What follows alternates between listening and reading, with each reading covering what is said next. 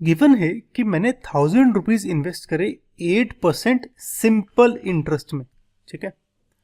मुझे इंटरेस्ट निकालना है at the end of each year.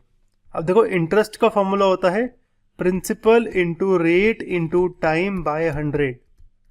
तो अगर फर्स्ट ईयर का निकालना है तो टाइम होगा 1, प्रिंसिपल 1000, रेट 8, टाइम 1 बाय 100, तो ये आएगा मेरा 80।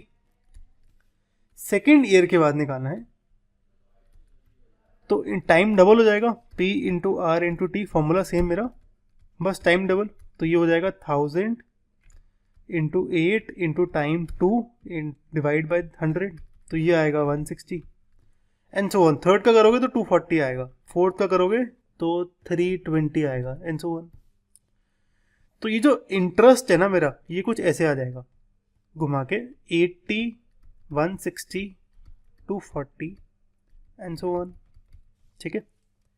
तो अब नोटिस करो इनके बीच का डिफरेंस सेम है, इन दोनों के बीच का डिफरेंस 80 है, इन दोनों के बीच का डिफरेंस 80 है, तो मतलब ये मेरा एपी है, ठीक है। तो इंटरेस्ट फॉर्म एन एपी, ये करेक्ट है, ओके। अगर एपी है तो हमें निकालना है interest at the end of 30 years.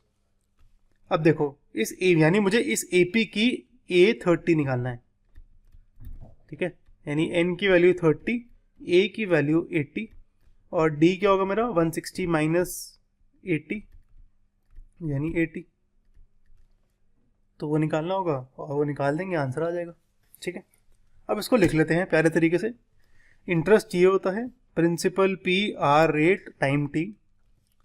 Principal 1000 given है, रेट 8%, टाइम T ईयर्स है। फर्स्ट ईयर में टाइम 1 हो जाएगा, सेकेंड में 2, थर्ड में 3, तो इंटरेस्ट कुछ ऐसे बन जाएगा। ये मेरा एपी है। एपी कैसे है, क्योंकि मैंने डिफरेंस निकाला सेकेंड और फर्स्ट टर्म का, तो ये 80 आया। थर्ड और सेकेंड का निकाला तो ये भी 80 आया, क्योंकि डिफरेंस सेम है मेरा, तो इसका मतलब ये एपी है।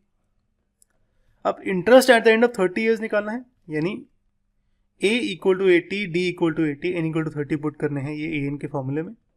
इसको पुट करते हैं तो मेरा interest at the end of 30 आता है रुपीज़, ठीक है, रुपीज़ लिखना ना भूलना, 2400, ठीक है।